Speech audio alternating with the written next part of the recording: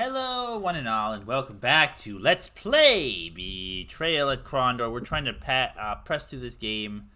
Oh, wait, no, I wanted to cancel as quickly as possible because I would really like to have it done pretty soon. Well, I mean, not have it done, but have this chapter done before I start doing more stuff. It's kind of the goal.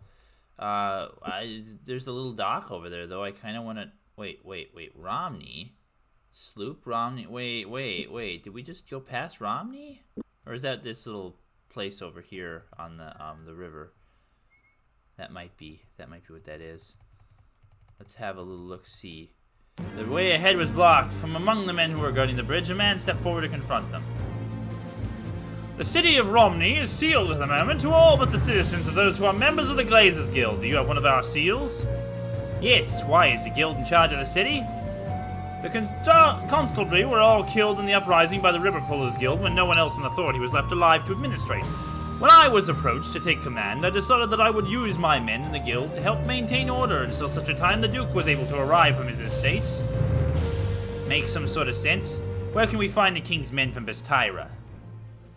They'll be holding up at the Black Sheep Tavern for a celebration of some kind. I believe I heard one of them say they found something they were looking for. I'm not sure what it's all about. I think that may mean good news for us as well. Good night, Reeve. We're on to Romney. See, that's why you need those seals from that Max Feber guy's house. I mean, you can also get them somewhere else in the game and, like, buy them or whatever, but... the path turned. River-like course, small dusty road. James saw that it flowed several small hills, descending eventually towards a large town. Romney, he said, do you think we should go in for supplies? Yes. We want some of Mitt Romney's ketchup portion. Known as the City of Guilds, Romney's cobblestone streets were knotted, a labyrinth of closes and winds, often leading nowhere, or to blind alleys populated by the drunken establishments. Only dark man and street called the Murky Mill seemed uninviting to the visitors to strange town. Really like this music. It's Romney. It's a really cool place. It's got the best music in all the town. I really enjoy this music. Wow, this is cool. This is so cool. I've never been here. This is so cool. The water was fresh, slurping down several handfuls drawn from the well. James splashed face and arms as well for good measure. When at last felt fresh, he moved away from the bucket so Owen could do the same. Oh, it's gonna stop. It's gonna turn all sinister and weird. There's a shop. Let's go to the shop. It's the lay of the goods store is comfortably familiar in such arms of common sense. A few moments for James to locate the items that interested him. We can repair. The shopkeeper whistled. Cringing at the sound, Jim glanced up to see what the keeper wished to call their attention to. Instead, it seemed the man was calling something else. Didn't mean to startle you, the man said. Just trying to find my Mendez still about today. Do you have a tinky in your ploy? James asked. Sometimes, when he chooses to show up, the shopkeeper said amicably. He fits nearly anything. Crossbows, armor, swords, you name it. And his work looks brand new. Would you like to speak to him? The shopkeeper fetched the mender. You want me to look over a few things? The tinker asked. What do you have in mind for me to repair? Can you fix... Probably fix this up for 14 sovereigns. There we go. How much would it cost? 3 sovereigns and 6 royals. 4 sovereigns. 13 sovereigns. I've got over $1,000. Why not? I don't really care about the crossbows that much. We're not using them. But that's them. Let's buy some stuff. See what else they sell here. We could buy the Euloginico armor. Actually, I just repaired all my armor. I'm gonna keep it, but yeah, this is pretty cool stuff, right? Kiddish by Earl Kasumi for his Lamuttan soldiers. The design was Serrani improvement of the Kingdom armor, where rigid steel plates have been traditionally riveted. The armor crafter Euloginico had used instead flexible lengths of horn, which will allow the armor to fold without being punctured. Cool. Do we have anything we could sell you? I think James has some extra swords he doesn't need, like this one. $20. We'll keep one of those other fancy broadswords in case we want it for anything. I'm not using arrows very much, so sell some arrows. We'll keep a full stack for him. Yeah, I mean, that's pretty much all we really need. We're not carrying around a bunch of extra stuff this time, unfortunately. We got over $1,000, so, you know, I'm pretty good shape. What's this? The meeting hall was full. Assembled in the room were a dozen grizzled-looking men, all seated around a long table, at the head of which sat a young man sporting a goatee. As they entered, a servant quickly pointed them to a bench off to the side, indicating a meeting of some sort was underway. I don't care what Michael Waylander may or may not be doing, the bearded man said sternly. I am the Duke of Romney, and you will do as I request. Either else I will call up others from Baz Tyra. Do you really wish to call King Liam's attention to this matter? Unsettled by the vigor with which the young Duke made his point, the various guild leaders shifted their seats. One, a tremendously overweight man with whose clothes tested the seams, leaned forward, careful not to spark too much of a response. It is entirely possible the leader of the Liverpool's guild was assassinated by the leader of one of the other guilds here. It's even possible he switched this room with us. If you have someone in mind, Botho, why don't you simply come out with a name? Another man replied, leaning across the table with it. Grabbed the obese guildmaster's shirt. Talk, you overweight cats innards! Enough! Slamming down the tankard of ale which sat at his right hand, the Duke turned his piercing blue eyes on all who assembled. I want peace in Romney, and I wish it today. The fact that the Ironmongers Guild will not come to the negotiations table is irrelevant. If I hear another word of possible uprising in Romney, I swear it to you, I shall make each and every one of you pay for it. Having heard enough of the heated words in the chamber, James turned and whispered to his companions. If Arutha were here, he'd have this lot in the gibbet for even thinking of open rebellion. The fact of the matter is that Prince Arutha is not here, the Duke replied tersely, evidently having overheard the whispering, and I will not deal so cavalierly with those who are as much my family as my serfs. Snapping his fingers, he motioned to a pair of guards who stood mute behind him. Sergeant Yearley, see to it that these gentlemen are let out, seeing as how they yearn to get a part of the world where Prince Arutha rules. Yeah, we don't need that. We want to go to the tavern, where our friends might be. Even as they threw open the door, James bit back the impulse to vomit. Kingdom soldiers laid scattered about the room, each lying in his own coagulating pool of blood. Nowhere did they appear to be anyone untouched by murderous hands. Dun dun dun dun dun dun.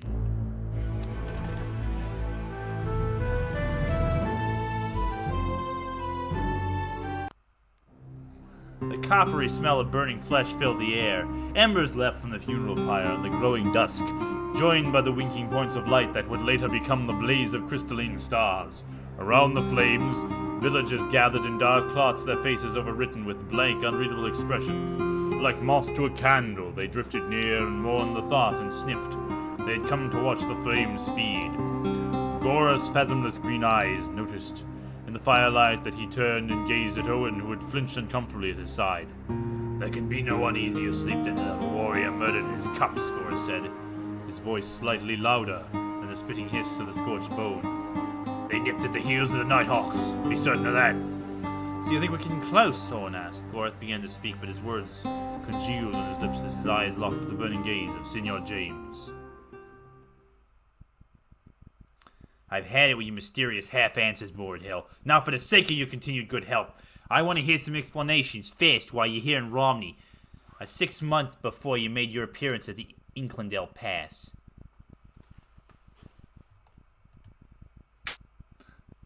The only explanation, Signor, is that you are mistaken. I have never been south of the Inklandale. But while we were carried the dead from the Black Sheep Tavern, a tavern boy informed me the man answering to your description called on 3 unwholesomes dressed in black, all of whom were the trademark silver rings of the Nighthawk.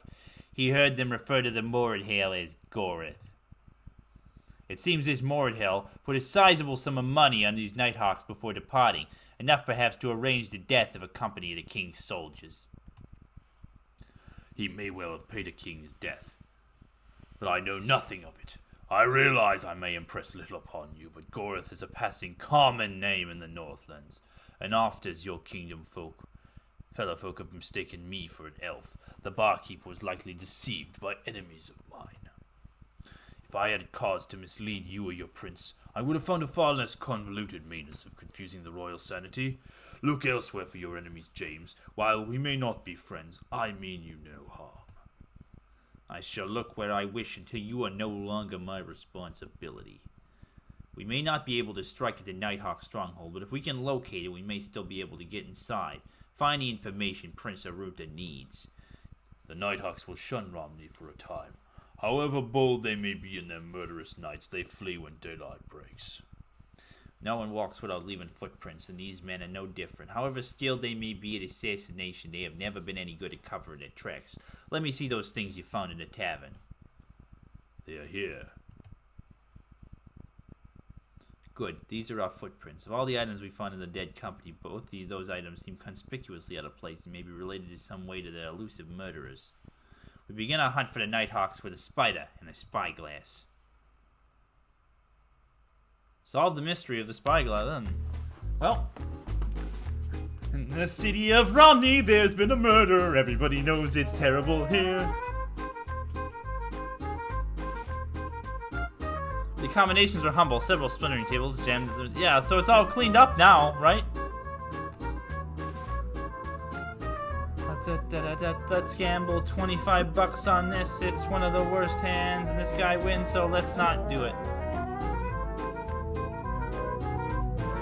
James motioned the figure across the room. The boy walked over to join them. His eyes stood before them, downcast.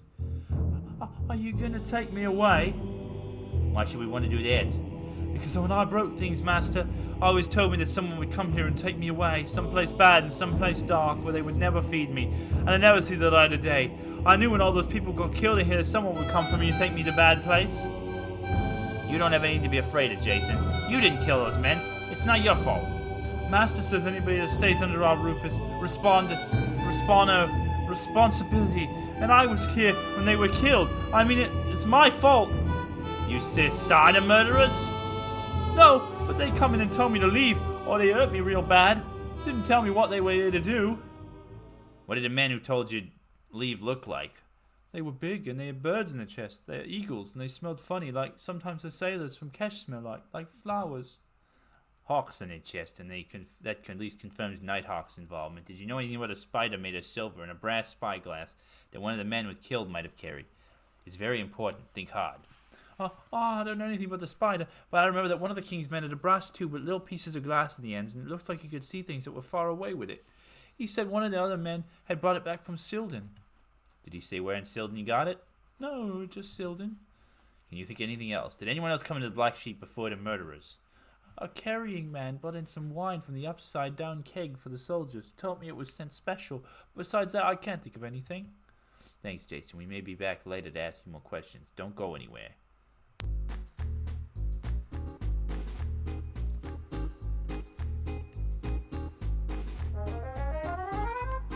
They were shown into the room. Seated cross-legged at a large wooden chair, Duke Romney was sitting at a large lumpy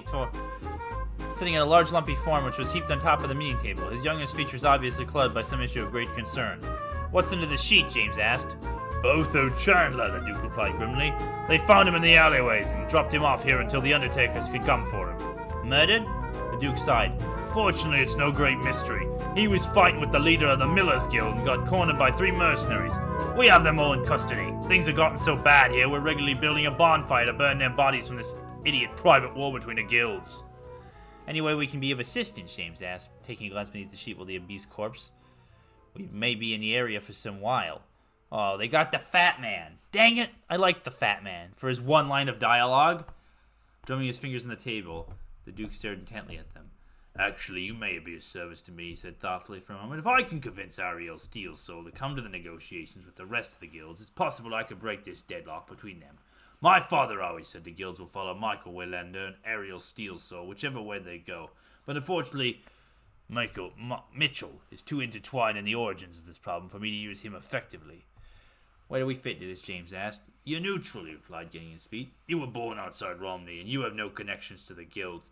I am right about that, aren't I? Quickly an anxious look flickered in his eyes, and he quickly vanished as he noticed that James was shaking his head. Excellent. My point being, as the Duke, the guilds might view a private meeting between myself and Ariel as unfair negotiation. They have to believe that while he's coming to my negotiation table of his own free will, and believe me, they will be watching my movements for a while.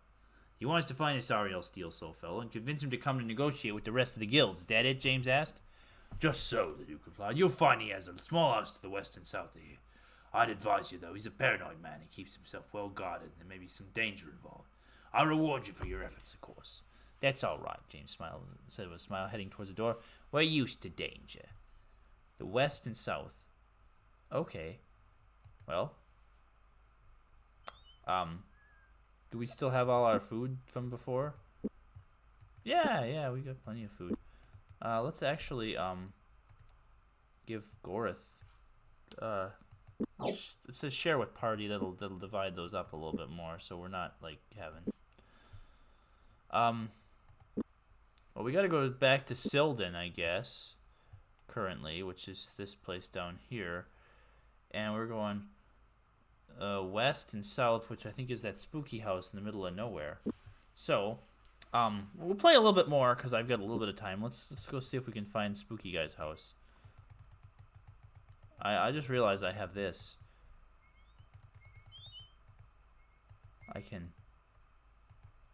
I bet that was the spooky house. That was spooky. Oh. Ninjas!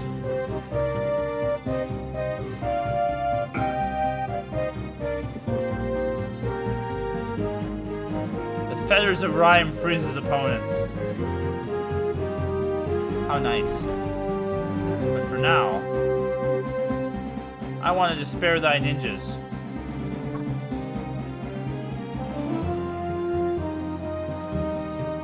Hey.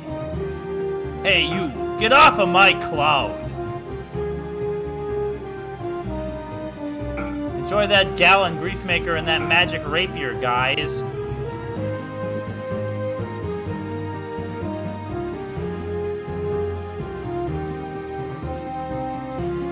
Get wrecked. Ninjas are no match for me now with my magic weapons.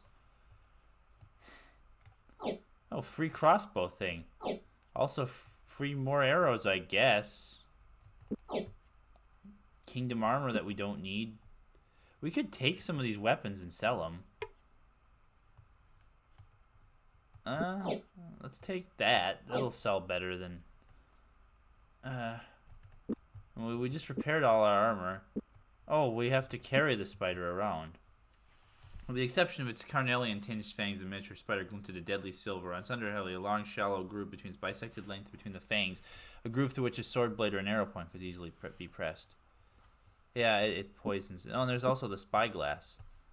A relatively simple device. The spyglass was a cylinder of brass filled with a large glass lens in the end and a small lens in the opposite end. With spyglasses are supposed to spot distant objects. James suspected this one had been rendered useless by the cracks in the larger lens. Yeah, we won't worry about picking up any of their other stuff. Well, we had a little ninja time there. That was fun. I was just about to have me asleep for the night, though, before those ninjas showed up. We're trying to find that guy's house. It's over here. That's where the spooky guy's house is. So it'll be around this hill, but I don't think I can go around the hill. So let's yeah,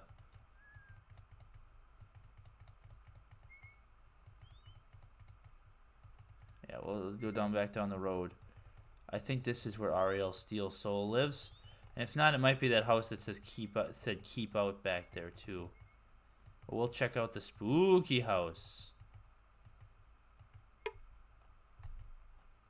Nope, this is just a spooky house.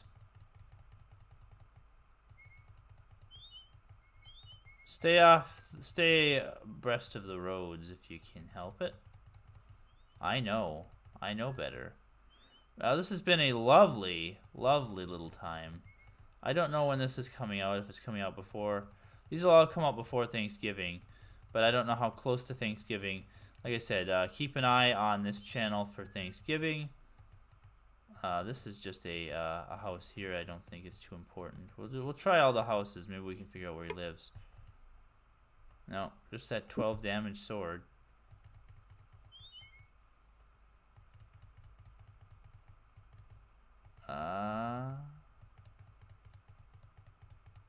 Here we are back in lovely little, so we didn't find that guy's house unless it was more to the west and south, which, you know, I assumed he meant like somewhere over in here.